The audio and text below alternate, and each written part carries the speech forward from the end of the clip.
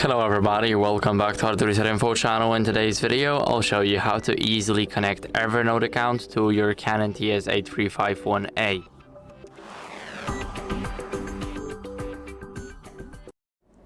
So first, what you guys want to do is enter the Canon Cloud Printing Center. Basically, it's a site where you can connect all of the drives like OneDrive, Google Drive, Dropbox, Box, and Evernote.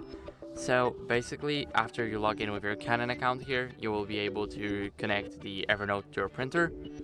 So now let's click Evernote and I'll show you how to add an account. So basically, we need to continue with Google or anything where your account is, like email or Apple. Now let me select my account.